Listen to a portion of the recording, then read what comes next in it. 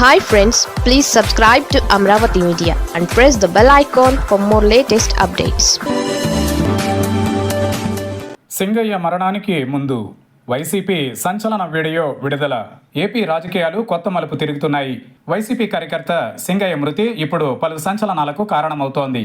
జగన్మోహన్ రెడ్డి పల్నాడు జిల్లా సత్తెనపల్లిలో పర్యటించిన సంగతి తెలిసిందే.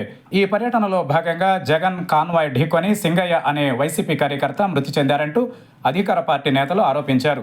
మొదట సింగయ్య కాన్వాయ్లోని ఒక వాహనం పైకి ఎక్కబోయి కింద పడి గాయపడ్డారని, ఆ తర్వాత మృతి చెందినట్లు వార్తలు వచ్చాయి. కానీ ఆ ఘటనకు సంబంధించి గుంటూరు ఎస్పీ స్పందించారు. ఓ ప్రైవేట్ వాహనం ఢీకొట్టి సింగయ్య మృతి చెందారని ప్రకటించారు. దీంతో వివాదం సద్దుమడిగిందని అంతా భావించారు. మరోవైపు జగన్ ప్రయాణిస్తున్న వాహనం కింద పడి సింగయ్య మృతి చెందినట్లు సోషల్ మీడియాలో వీడియోలు వైరల్ అవుతున్నాయి. ఈ వీడియోల ఆధారంగా జగన్ ప్రయాణిస్తున్న వాహనం కింద పడి సింగయ్య మృతి చెందారని మీడియా సంస్థలు కథనాలు ప్రచురిస్తున్నాయి. మరోవైపు ఏపీ పోలీసులు ఈ ఘటనను సీరియస్గా తీసుకున్నారు. వాహన డ్రైవర్ను A1గా చూపారు. జగన్మోహన్ రెడ్డిని A2గా చూపుతూ కేసు నమోదు చేశారు. ప్రధానంగా ఆధారాలు సేకరించిన తరువాత పోలీసులు సెక్షన్లు మార్చుతూ అభియోగాలు నమోదు చేశారు. కారు ముందు టైరు సింగయ్య మెడపై నుంచి వెళ్లినట్లు దృశ్యాలు స్పష్టంగా కనిపిస్తున్నాయి. ఈ వీడియోలు వెలుగులోకి వచ్చిన తరువాతే ఈ కేసులో కీలక మలుపులు కనిపిస్తున్నాయి. పోలీసులు ఈ ఘటనపై దర్యాప్తు చేస్తున్నారు.